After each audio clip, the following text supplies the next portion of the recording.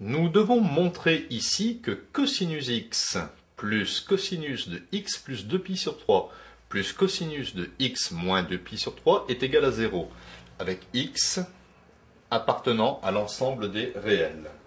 Alors, je vais utiliser pour cela une formule de transformation qui dit que cosinus de a plus b est égal à cos a cos b moins sin a sinus b.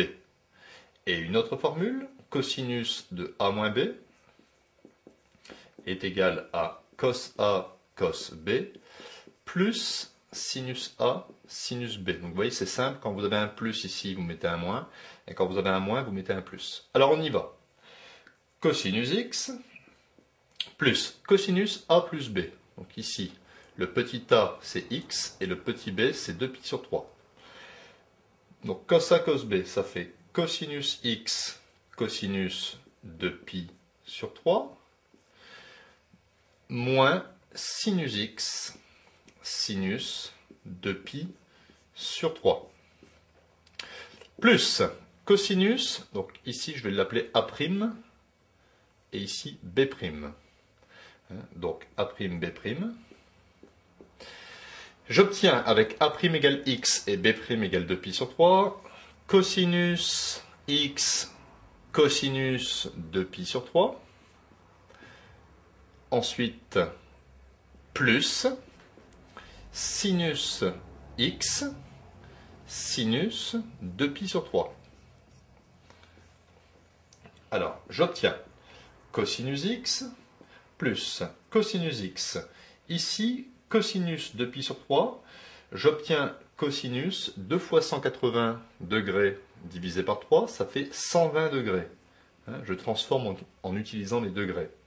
Moins sinus x sinus 120 degrés, plus cosinus x cosinus 120 degrés, plus sinus x sinus 120 degrés. Et je vais donner la valeur exacte de cosinus 120 degrés et de sinus 120 degrés.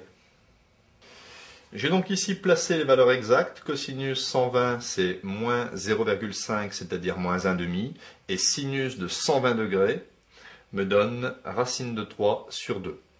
Ou si vous tapez à votre calculatrice sinus de 120 degrés, vous allez obtenir 0,8 approximativement. Et en valeur exacte, c'est racine de 3 sur 2.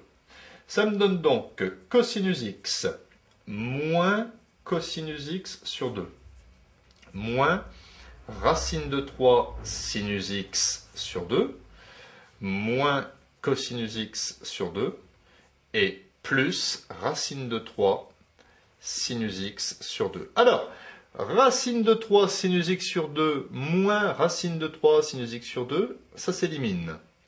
Il me reste ici moins cosinus x sur 2 moins cosinus x sur 2. Ça me donne moins cosinus x. Et il y avait un cosinus x devant. Donc cosinus x moins cosinus x me donne 0.